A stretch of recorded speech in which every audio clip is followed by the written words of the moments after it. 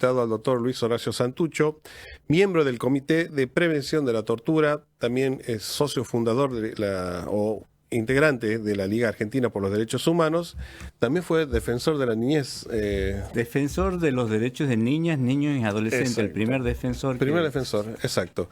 Bueno, bienvenido Luis Horacio. Bueno, muchas gracias, muy amables por la invitación y bueno, saludos a toda la audiencia de Radio Panorama. Bueno, venimos de un día muy especial como es el Día de la Memoria, donde se recuerda lo que es este trágico suceso para la historia argentina como es el golpe de Estado de 1976, donde también desde un sector de la sociedad que se representa en el gobierno intenta instalar esta cuestión de la historia completa, ¿no?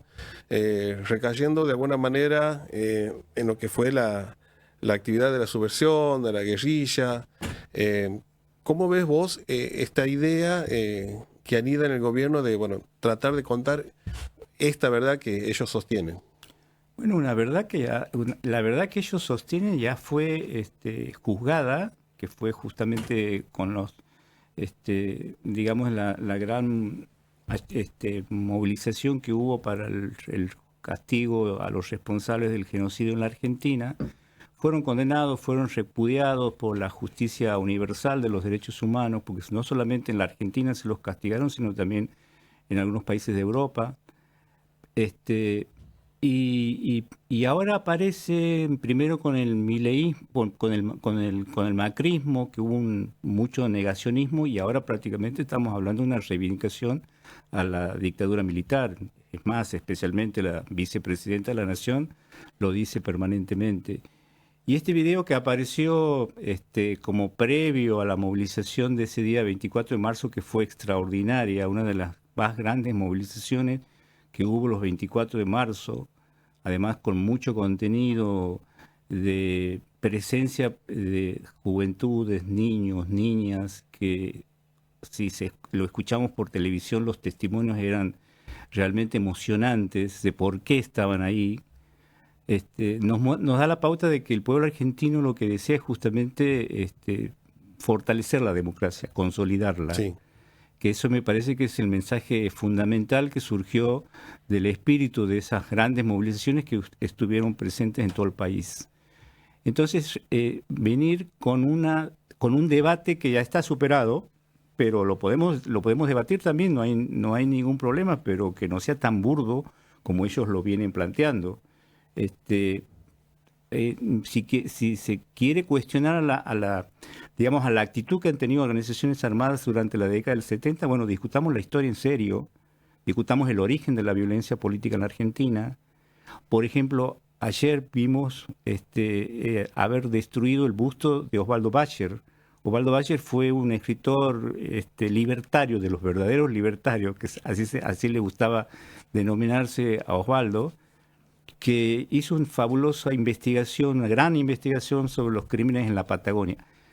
Y no había organizaciones armadas. Estamos hablando de los primeros siglos del 1926. ¿Durante el gobierno de Irigoyen? Durante el gobierno del segundo gobierno de Hipólito Yrigoyen.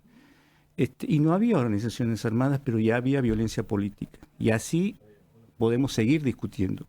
Entonces, pretender responsabilizar a las organizaciones revolucionarias de la Argentina como los grandes originarios de la violencia es una mentira. Mentira es la que está queriendo instalar el gobierno con este intento de hacer una memoria completa, pero la podemos discutir, la podemos debatir, no hay ningún problema. Yo creo que aquí lo más importante es lo que surgió después de esa famosa consigna que tenemos siempre presente, que es el nunca más, esas consignas que surgieron de los juicios a los comandantes, que es el pueblo justamente pretende que nunca más haya golpes militares. Son los golpes militares los que impidieron que una generación, mejor dicho, varias generaciones de argentinos se pudieran expresar. Recién hablábamos del nacimiento de la Liga Argentina por los Derechos del Hombre, en ese tiempo se llamaba por los derechos del hombre, porque no estaba todavía ecuménicamente consagrado el tema de la mujer. Exacto. Entonces, fue el primer organismo de derechos humanos en la Argentina en el año 1936, justamente porque comienzan los golpes militares en 1930, que lo derrocan a Hipólito Yrigoyen, y esa continuidad de golpes militares, de interrupciones democráticas, ha impedido que una generación se pueda expresar libremente. Y qué es lo que esa falta de expresión generó también los intentos de resistencia a la opresión, que fueron los que posibilitaron, digamos, de un modo u otro, el desarrollo de las organizaciones revolucionarias hacia la vía armada, que se puede cuestionar hoy o no, pero hay que ver ese antecedente histórico. Y recordemos también, Rafa, el tema de que muchas veces no se lo dice, pero el general Perón, Juan Domingo Perón, cuando sufrió el golpe militar en la Argentina, se exilió en Panamá. Desde ahí, en las famosas cartas de Panamá, solicitaba y pedía a sus militantes que se organicen organicen las guerrillas en la Argentina. Sí. Estaba el máximo líder de la Argentina pidiendo a los jóvenes que se organicen por la vía militar para resistir a la revolución libertadora. Entonces, por eso es necesario poner en contexto todo esto y no como salió en este video que vimos todos, que solamente sirve para generar digamos, evitar el debate central, que es lo que está pasando en la economía, que es lo que está pasando con el pueblo que se moviliza por el reclamo de este avance sobre las libertades, este avance sobre digamos, el empleo en la Argentina, con esta motosierra que se está imponiendo en digamos, la estructura estatal. Estamos quedando sin recursos humanos porque pretenden ahora abrir los archivos desclasificados cuando eso ya está abierto desde el año 2010. ¿Qué cree que busca el gobierno con esto? Justamente esto, elaborar, como decíamos recién ahí con una colega tuya, cortinas de humo. Cortina de humo. Cortinas de humo para que no se discuta lo esencial de lo que está pasando en este país. Los derechos humanos hoy en Argentina están en riesgo. Y cuando hablamos de derechos humanos, hablamos de todo esto que vos estás mencionando: educación, salud, trabajo. Se está dañando terriblemente, no solamente los derechos humanos, sino también la democracia. Están vulnerando bases esenciales de la democracia y por eso estamos muy preocupados. Y por eso yo creo que el pueblo argentino salió masivamente a las calles el 24 de marzo. Creo que ese fue el eje central, porque a defender, yo creo que como decía recién, a defender la democracia, que es lo que el pueblo hoy está reclamando como, digamos, como una voluntad fundamental de que se pretende y se quiere que podamos vivir en paz y no con la represión que está instalada en el gobierno, con los golpes y los sufrimientos que están padeciendo nuestros jubilados, todos los miércoles sufriendo tener que salir a las calles para reclamar sus derechos, vulnerados absolutamente. Y eso está generando esta reacción, la reacción de un pueblo que se salió a expresarse. Una oportunidad de poder hablar o entrevistar a distintos referentes de la política, de los partidos, de las fuerzas tradicionales. Yo les pregunto si hay una suerte de autocrítica o rever qué se hizo mal o que no se completó o qué tarea quedó inconclusa, como para generar en la población una inmensa, o en la mayoría, no digo inmensa, perdón, en una mayoría la decisión de votar este tipo de gobierno. Creo que faltó, yo pienso... Digo porque por ahí también se cuestiona si está muy ideologizada o se han bajado tantas líneas que por ahí generan hasta una reacción negativa de la gente, pero digo, ¿qué se puede decir? Yo creo que nos faltó, me parece, uno de los errores que se cometieron es no hemos debatido suficientemente la historia de nuestro país. Un presidente que confunde el nombre de nuestro máximo prócer, eso revela justamente de que está faltando un debate sobre la historia. Creo que yo siempre digo que es importante aprender la historia desde lo emocional. Yo tengo las imágenes vivas siendo adolescente, de haber escuchado a dos preceptores que discutían entre Moreno y Saavedra en la Revolución de Mayo. Y nunca más volví a olvidarme de ese acontecimiento, esa discusión, de ese debate, porque la historia se tiene que enseñar desde lo emocional. Uno recorre, por ejemplo, va a Salta y entra al Museo de Güemes y te emociona, porque claro, recién lo conoces a Güemes, es como que te lo presentaron a través de tus padres. Bueno, y habla él también, por supuesto, con actores fabulosos. Así se debe, me parece a mí, comenzar a enseñar la historia para que nuestros niños, nuestras niñas, nuestros adolescentes se emocionen con lo que ha pasado con nuestros próceres, con la historia. Porque si no, es como que pasamos horas y horas viendo libros o viendo pasar niños a recitar de memoria clases que no terminan quedando registradas. Me parece que ese es uno de los debates que nos merecemos para ver para que nuestra juventud comience a visualizar y no esté navegando en esta confusión generalizada de no saber que de pronto alguien que parece disruptivo, como fue Milei en su campaña electoral, le pareció disruptivo a los jóvenes, se enamoraron de él y votaron sin saber que lo que él estaba diciendo ya había fracasado 20 años atrás con el golpe, con el menemismo, y también con Martínez de Oz, que fue el que aplicó, o sea, el plan criminal se aplica gracias a que el 2 de abril Martínez de Oz anuncia el plan económico que acompañaba simétricamente al plan criminal. Doctor Santucho, una de las cuestiones sobre la cual los periodistas o los analistas políticos, pero más sobre todo los periodistas que somos comunicadores, ¿verdad?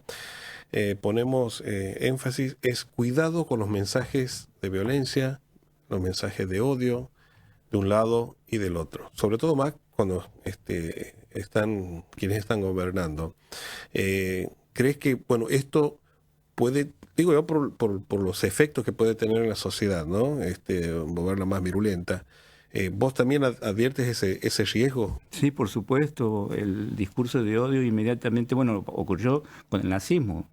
El nazismo era un discurso de odio que inmediatamente pregnó en las juventudes y salían a las calles en la búsqueda a cazar judíos.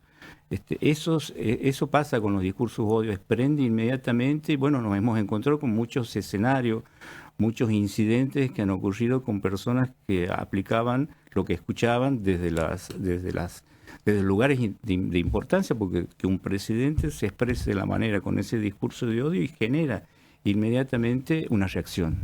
Entonces, por eso sí, nosotros creemos que debemos, sobre todo los que tienen altas y dignatarias funciones en los máximos niveles del Estado, hay que tener muchísimo cuidado con las expresiones, con el lenguaje, ser cuidadoso y saber que tiene muchísimas consecuencias el lenguaje y la forma de describir determinados hechos. Me parece que en ese sentido un discurso de odio genera justamente reacciones que son después, sufrimos las consecuencias en las calles, en los lugares, en estas apariciones intempestivas de personas que están sintiéndose de pronto consustanciados con lo que el presidente dice desde arriba y aparecen esas reacciones lamentables, tristes, ¿no? Bien. En la oportunidad de hacer una entrevista a Mario Pacho O'Donnell, historiador, político, él me hablaba, cuando le planteaba el tema de la grieta, ¿no? Estamos hablando, quizás se instaló esta cuestión en el primer gobierno de Cristina, después de todo lo que fue la movilización del campo, y después, bueno, más fuerte con la irrupción de la figura de Mauricio Macri, ¿no? Esa cuestión ambivalente, maniquea, de plantearse de un lado o del otro, pero él me dice, la grieta siempre estuvo en los argentinos. Él me hablaba de la época incluso de la primera junta, o que se hizo más palmario cuando estaban los federales, los unitarios. ¿Cuál crees vos? Y por esto quiero dejar un mensaje alentador también a la gente, a la sociedad, a toda la gente que nos escuche, que nos ve. ¿Cuál crees vos que puede ser el camino para ir restañando las heridas y, bueno, tratar de construir, obviamente con diferencias, no todos tienen que pensar lo mismo, pero sin llegar o seguir alimentando esta famosa grieta. Sí, me parece, sí, por supuesto, comparto lo que dice O'Donnell, Pacho. Esto, para ser más preciso, quizá podamos hablar del famoso libro de un gran escritor, Sarmiento, uno de los mejores escritores de la Argentina, que utilizó en su libro Facundo Civilización o Barbarie. Creo que este es quizás uno de los comienzos en donde, como a partir de Rosas, es que ya el libro está dedicado a Facundo, pero en realidad ataca a Rosas, claro, Sarmiento, con una pluma magistral. Pero eran otros tiempos, eran tiempos en donde justamente las pasiones, el tema de Rosas, atacando a sus opositores enfrentándolo de esta manera, generaba esas pasiones que eran una grieta muy profunda del ser en la Argentina. Y eso ha continuado. Me parece que nosotros debemos generar espacios de tolerancia, como decía, de debate. Es muy interesante encontrar puntos en común en la historia. En ese sentido, me gusta bastante lo que surgen de los escritos de Alperín Dongui, de Tulio Alperín Dongui, que tiene una mirada más de pararse frente a las grietas y analizar más seriamente los errores de cada uno de los federales y de los unitarios y tratar de encontrar un sendero en donde podamos encontrar algún matiz que nos encuentre, que nos realice. Yo creo que hay elementos, ¿no? Uno, por ejemplo, cuando